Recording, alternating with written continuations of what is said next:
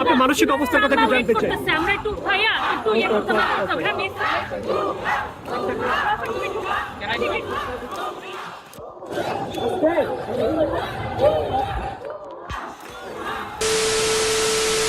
আচ্ছা শোনো, বেশি কথা বলে আমার পছন্দ না, ডাইরেক্ট পয়েন্টে আসি। এই ছেলেটার নাম রাফসানজার ছোট ভাই, সে ফুটবলার, সে একজন বাংলাদেশের ফুটবলার, ফুটবল করে। সবাই অনেকেই চেনেন, অনেকেই চেনেন না, নাও চিনতে পারে। তো এই সুন্দর সুন্দর ভিডিও করতে মানুষকে অনেক ভালোবাসতো, অনেক ভালো লাগতো তার ভিডিওগুলা, এবং সে মানুষকে অনেক সাহায্য করছে। সে মানবতার ফেরিওয়ালার মতো গরিব মানুষকে অনেক সাহায্য করছে। তবে বিশ্বাস করেন ভাই, যে কোঠা বিরোধী আন্দোলন চলছে গত কয়েকদিন যাবত, গত এক মাসের মতো এই কোঠা বিরোধী আন্দোলন চলছে, কোটা সংস্কার আন্দোলন চলতেছে। সেখানে কিন্তু তাকে খুঁজে পাওয়া যায় না, সে হারিয়ে গিয়েছিল। সবাই ভাবছিল সে মারাই গেছে। এই কোটা বিষয় নিয়ে সে কোনো কথাই বলেনি, সে এতদিন গুম ছিল। বাট অবশেষে সে মাঠে নামছে, মাঠে নামতে চাইছিল, বাট ছাত্ররা তাকে পিটায় না অপমান করে তাড়াই দিয়েছে। ভাই শোন, এটা এমন একটা জেনারেশন, এই জেনারেশনের মানুষকে বোকা ভাবিস না ভাই। তারা যে কতটা চালাক, কতটা বুদ্ধিমান, সেটা তুই কখনোই বুঝতে পারবি না, কখনোই তুই সেটা জানিস না, সেটা তুই উপলব্ধিও করতে পারবি না। তুই যে এখন মাঠে নামছিস, কেন নামছিস, কি জন্য নামছিস, এটা আমরা ভালোভাবেই জানি।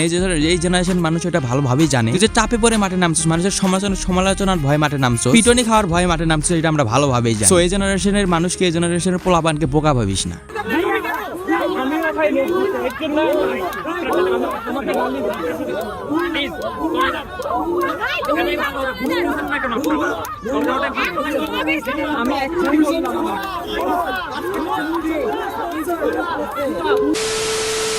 এই ছাত্র ভাইরা তাকে যেভাবে অপমান করছে ভাই, এই বিষয়টা অনেক জোশ লাগছে। শুধু একে না, এতদিন চুপ থাকার পর এখন যারা যারা কথা বলতেছে এই বিষয় নেই, কোটা সংস্কার আন্দোলনে এখন যারা যারা কথা বলতেছে চাপে পড়ে, তাদের সবাইকে এভাবে অপমান করতে হবে, তাদের সবাইকে এভাবে উচিত জবাব দিতে হবে, উচিত শিক্ষা দিতে হবে, তাদেরকে বুঝাই দিতে হবে যে ছাত্রদের কি পাওয়ার, ছাত্রদের কি ক্ষমতা, সেটা তাদেরকে ভালোভাবে বুঝাইতে হবে। সো এখনকার কিছু কিছু বড় বড় সেলিব্রিটি রয়েছে, কন্টেন্ট ক্রিয়েটর রয়েছে, যারা এই বিষয় নিয়ে কোনো কথা বলে না, কারণ কথা বলবেই কেন, তাদের তো সরকারের সাথে ভালো সম্পর্ক, সরকারের সাথে তাদের সম্পর্ক রয়েছে, দিদায় তারা কিছু বলতে পারে। যদি সরকারের সাথে সম্পর্ক নষ্ট হয়ে যায় এই ভয়, যেমন ধরেন বাংলাদেশের বিভিন্ন ক্রিকেটার এই বিষয় নিয়ে কথা বললেও মাশরাফি এবং সাকিব আল হাসান কিন্তু তারা এই বিষয়ে কোনো কথা বলেন। আর তারা কথা বলবেই কেন, তারা তো এমপি সাহেব, তারা তো সরকারের চামচা।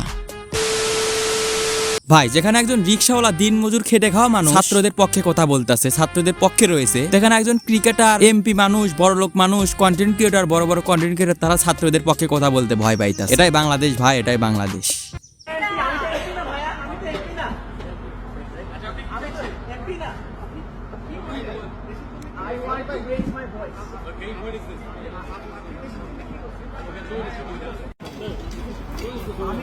ভাইয়া গলার আওয়াজ জোরে, এই যে এই কোশ্চেনটা এই যে বাংলাদেশে ছিল না, যে এই যে গত কয়েকদিন আগের ঘটনা, এক প্রবাসী সাকিব আল হাসানকে প্রশ্ন করলো, ভাই আপনি চুপ কেন, এই বিষয়ে কেন কথা বলতেছেন না, চুপ কেন।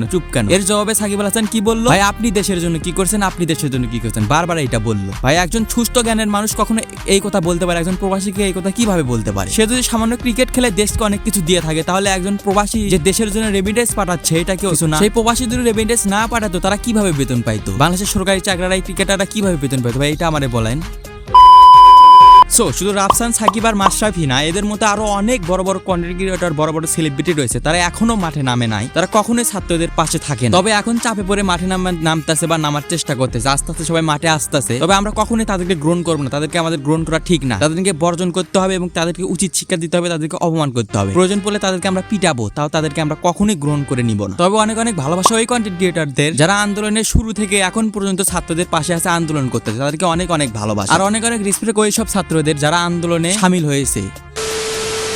আমাদের আজকের ভিডিও এই পর্যন্ত। ভিডিও ভালো লাগলে অবশ্যই লাইক, কমেন্ট, শেয়ার, সাবস্ক্রাইব করে দিবেন। আর এই কয়েকদিন ভিডিও দিতে পারি নাই বৃষ্টির কারণে, এখন থেকে রেগুলার ভিডিও আসবে ইনশাআল্লাহ, সবাই সাপোর্ট দিবেন।